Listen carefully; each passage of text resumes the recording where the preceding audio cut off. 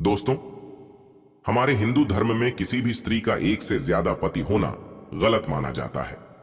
लेकिन फिर भी आज से कई वर्षों पहले महाभारत युग में द्रौपदी ने 5 पतियों से विवाह किया था। ऐसे में सोचने वाली बात है कि आखिर उस समय ऐसी क्या मजबूरी आ पड़ी थी कि द्रौपदी को 5 पतियों से विवाह करना पड़ा था। और सबसे जरूरी, द्रौपदी ने अपने 5 पतियों के साथ पत्नी धर्म कैसे निभाया। दोस्तों, क्या आप जानते हैं महाभारत में द्रौपदी के चीरहरण करने के बाद द्रौपदी के साथ कौरवों ने क्या किया था।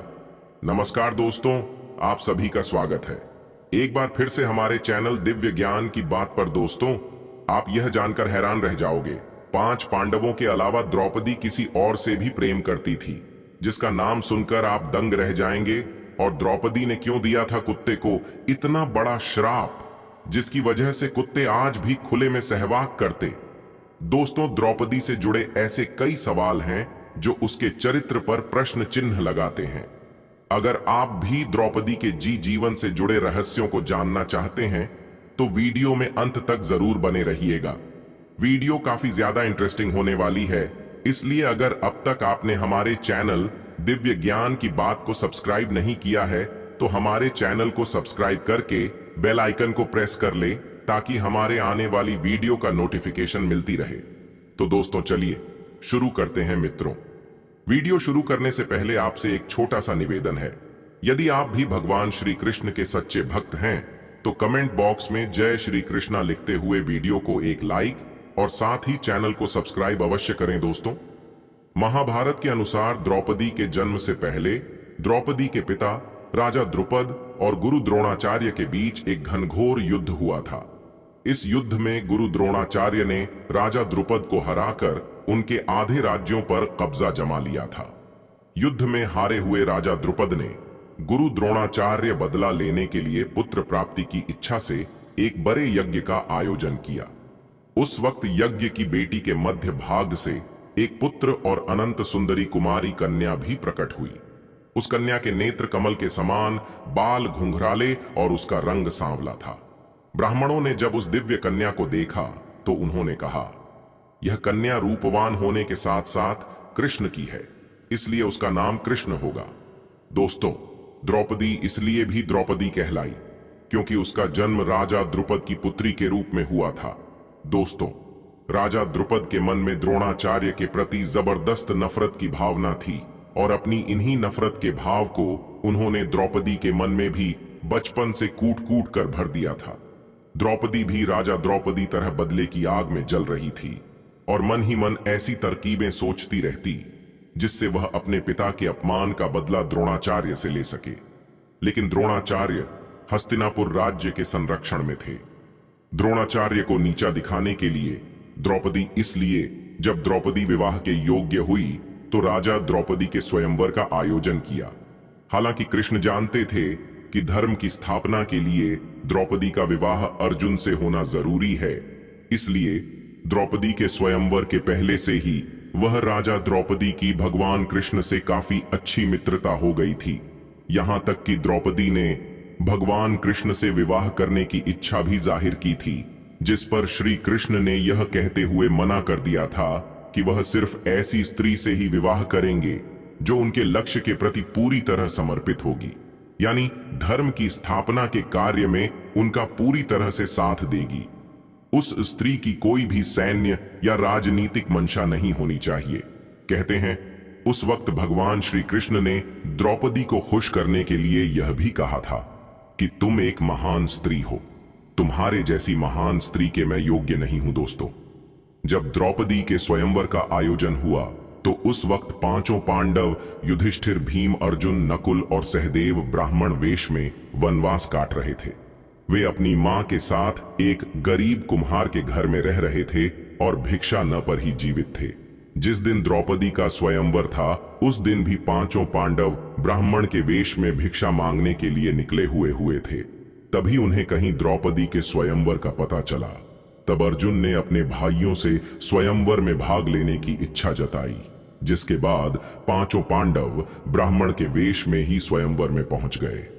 यहां स्वयंवर की शर्त के अनुसार जो भी धनुर्धर ऊपर घूमती हुई मछली की परछाई को नीचे पानी में देखकर उसकी आंख को भेज देगा, उसी के गले में माला डालकर द्रौपदी उससे विवाह करे। अर्जुन एक श्रेष्ठ धनुर्धर थे, इसीलिए उन्होंने मछली की आंख को भेद कर स्वयंवर की शर्त को जीत लिया और द्रौपदी को अपनी पत्नी बनाकर उसे अपने साथ अपने ने आश्रम ले आए।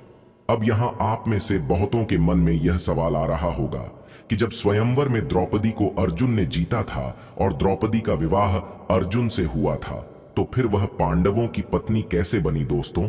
दरअसल हुआ क्योंकि जब अर्जुन सहित बाकी पांडव द्रौपदी को लेकर आश्रम लौटे तो उस वक्त कुंती खाना बना रही थी। अर्जुन ने दरवाजे पर ही खड़े कुंती से कहा, मां देखो हम क्या लाए।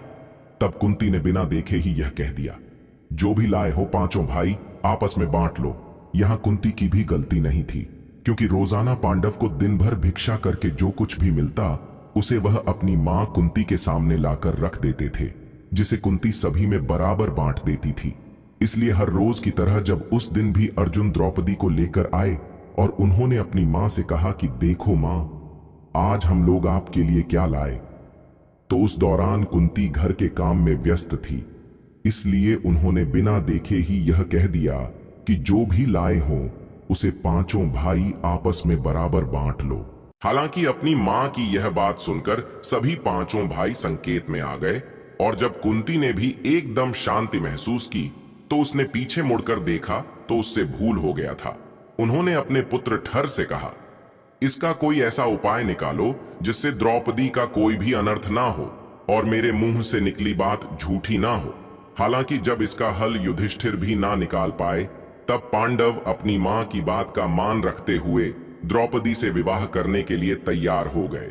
लेकिन जब इस बात का पता राजा द्रौपदी परेशान हो गए, राजा द्रौपदी चिंता को दूर करने के लिए महर्षि व्यास ने राजा द्रुपद को द्रौपदी के पूर्व जन्म की कहानी बताई। महर्षि व्यास ने बताया कि द्रौपदी अपने पूर्व जन्म में एक आर्ष कन्या थी। वह रूपवती होने के साथ साथ गुणवती और सदाचार भी थी, लेकिन पूर्व जन्म के कुछ कर्मों के कारण द्रौपदी का विवाह नहीं हो पा रहा था। इसीलिए द्रौपदी ने भगवान शिव की घोर तपस्या की और इस तपस्या से प्रसन्न होकर शिवजी ने द्रौपदी को मनचाहा व मांगने के लिए कहा। तब द्रौपदी ने सोचा कि वरदान से उसकी सभी इच्छाएं पूरी नहीं होंगी, इसलिए उसने घूमा फिराक महादेव से वरदान मांगा। द्रौपदी ने महादेव से कहा, हे प्रभु, मेरा विवाह किसी ऐसे व्यक्ति से हो जो धर्म का सबसे बड़ा झाता हो, जो सबसे अधिक बलवान हो, जो किसी विद्या में कौशल हो, जिसे नक्षत्रों का ज्ञान हो और जो सबसे अधिक सुंदर हो। द्रौपदी ने चालाकी दिखाते हुए यहां 5 वरदान को एक वरदान बनाकर मांगा। हालांकि महादेव द्रौपदी के मन की बात को समझ गए थे, लेकिन उन्होंने द्रौपदी को पहले ही मनचाहा वरदान देने का वचन दे दिया था। इसलिए महादेव ने द्रौपदी से कहा कि तेरी चालाक को मैं भली भांति समझ चुका हूं, इसीलिए अब तुझे अगले जन्म में एक नहीं 5 पति मिलेंगे। यह सुनकर द्रौपदी चिंतित हो जाती है और महादेव से प्रार्थना करती हैं कि हे प्रभु, मैं आपकी कृपा से केवल एक ही पति चाहती हूं। इस पर शिवजी ने कहा, मेरा वरदान व्यर्थ नहीं जा सकता, इसीलिए तुझे 5 पति प्राप्त होंगे। भगवान शिव के वरदान स्वरूप द्रौपदी को इस जन्म में 5 पति प्राप्त हुए हैं। दोस्तों, इस कहानी को सुनने के बाद राजा द्रौपदी बेटी द्रौपदी का विवाह 5 पांडवों के साथ करने को राजी हो जाते हैं। हालांकि द्रौपदी अभी भी 5 पांडवों से विवाह करने को तैयार नहीं थी, लेकिन फिर द्रौपदी इस शर्त के साथ तैयार हो गई कि 5 पांडव भाई आगे जाकर जिस किसी से भी विवाह कर सकते हैं, लेकिन रानी का स्थान केवल द्रौपदी को ही मिलेगा। कहा जाता है कि द्रौपदी के इस शर्त को मानने के लिए पांडव तैयार हो गए थे, जिसके बाद सबसे पहले द्रौपदी का विवाह सबसे बड़े भाई युधिष्ठिर के साथ किया गया और उस रात द्रौपदी ने युधिष्ठिर के साथ अपना पत्नी धर्म निभाया। उसके अगले दिन द्रौपदी का विवाह भीम के साथ हुआ। द्रौपदी ने भीम के साथ अपना पत्नी धर्म निभाया। इस तरह द्रौपदी की शादी बाकी भाइयों से भी की गई और सभी के साथ उसने अपना पत्नी धर्म निभाया। अब यहां सोचने वाली बात यह है कि जब द्रौपदी का विवाह सबसे पहले युधिष्ठिर से हुआ और द्रौपदी ने उसके साथ अपना पत्नी धर्म निभाया, तो फिर बाकी पांडव भाइयों के साथ द्रौपदी ने अपना पत्नी धर्म कैसे निभाया? तो दोस्तों, दरअसल द्रौपदी हर बार पत्नी धर्म निभाने में समर्थ थी, क्योंकि द्रौपदी को महर्षि वेदव्यास से आज जीवन कौमार्य यानी कुंवारेपन का आशीर्वाद मिला था। इसलिए जब भी द्रौपदी पांडवों में से किसी एक भाई के साथ समय बिताने के बाद दूसरे भाई के पास जाती थी, तो द्रौपदी वापस से कुंवारी हो जाती थी। कहते हैं, पांचों पांडव की विवाह के बाद एक दिन देवर्ष नारद पांचों पांडवों से मिलने आए और पांडवों के भविष्य को लेकर चिंता जताते हुए धर्मराज युधिष्ठिर और अन्य पांचों पांडवों से कहते कि द्रौपदी तुम 5 भाइयों की पत्नी हैं, इसलिए तुम लोगों को द्रौपदी को लेकर नियम बना लेना चाहिए कि कौन भाई कितने वक्त तक द्रौपदी के साथ समय व्यतीत करेगा। नारद मुनि की यह बात सुनकर राज युधिष्ठिर नारद मनीषा से कहते हैं कि हे प्रभु, हम पांचों भाइयों में आज तक कभी भी द्रौपदी को लेकर कोई मनमुटाव नहीं हुआ, और फिर मुझे पूरी उम्मीद है कि भविष्य में भी हमारे बीच ऐसा कुछ नहीं होगा, लेकिन हम आपकी बात नहीं टाल सकते, इसीलिए मैं द्रौपदी को लेकर आज ही नियम बनाऊंगा। महर्षि नारद के जाने के बाद धर्मराज युधिष्ठिर नियम बनाते हैं कि प्रत्येक वर्ष किसी एक ही पांडव के साथ अपना समय व्यतीत करेंगे, और जो कोई भी इस निर्णय का दुरुपयोग करेगा उसे 1 वर्ष तक वनवास जाना होगा। ऐसे में जब भी द्रौपदी किसी पांडव के साथ अकेले में समय व्यतीत कर रही होती, तो दूसरे पांडव को उस कक्ष में आना वर्जित होता था। वहीं इसी दौरान एक ऐसी घटना घटित हो गई जिसकी वजह से कुत्ते को यह श्राप मिला कि सहवाग करते समय उनको पूरी दुनिया देखेगी। जी, दरअसल पांडवों ने नियम बनाया था कि जब भी कोई एक पांडव द्रौपदी के कक्ष में जाया करता था, तो वह अपनी द्वार पर उतार दिया करता था, ताकि उनके भाई पादुका देख कक्ष में प्रवेश ना करें। हालांकि एक बार जब अर्जुन अपनी पादुका प्रवेश द्वार के बाहर उतार द्रौपदी के संग प्रेम प्रसंग में लीन थे, तभी द्वार पर एक कुत्ता आया और खेल खेल में उस कुत्ते ने अर्जुन की पादुका उठा ली और उसे लेकर वह पास के जंगल में जाकर उसके साथ खेलने लगा। इसी बीच भीम अपने कक्ष की ओर प्रस्थान कर रहे थे, तो उन्होंने देखा कि द्रौपदी के कक्ष के बाहर कोई पादुकाई नोरू की ई है। उसके बाद दोनों भाई कक्ष के बाहर गए और उन्होंने पादुकों को खोजना शुरू कर दिया। ढूंढते हुए पास के जंगल में पहुंच गए। उन्होंने देखा कि एक कुत्ता अर्जुन की पादुका हो का साथ खेल रहा है। ऐसे में द्रौपदी इस बात से बहुत ही लज्जित महसूस कर रही थी और उतनी ही क्रोधित भी थी। ऐसे में उन्होंने क्रोध में आकर कुत्तों को यह श्राप दे दिया कि जैसे आज मुझे भीम ने सहवाग करते देखा है, उसी तरह तुम्हें सारी दुनिया सहवाग करते देखेगी। बस यही श्राप के चलते को खुले में सहवाग करते हैं। दोस्तों, ऐसा भी बताया जाता है कि स्वर्ग यात्रा के दौरान जब खाई में गिरकर द्रौपदी की मृत्यु हो गई थी, तब भीम ने अपने बड़े भाई युधिष्ठिर से यह पूछा था कि द्रौपदी ने अपने जीवन में कभी कोई पाप नहीं किया, फिर वह हमारे साथ स्वर्ग क्यों नहीं जा सकी? जिसका जवाब देते हुए युधिष्ठिर भीम से, यह द्रौपदी हम पांचों पांडव भाइयों में से सबसे ज्यादा प्यार अर्जुन से करती, जिसे उसने हमसे छुपाकर रखा था, और यही वजह है कि वह स्वर्ग तक नहीं जा सकी। परंतु दोस्तों, बताया यह भी जाता है कि द्रौपदी ने कर्ण के प्रेम का रहस्य भी छुपाया था।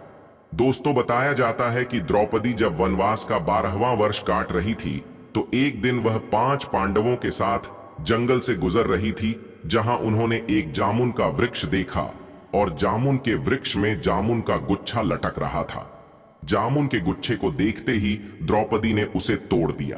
तभी वहां श्री कृष्ण ने प्रकट हुए और उन्होंने द्रौपदी को बताया कि एक साधु अपना 12 वर्ष का उपस खत्म करके उसे खाने वाला था।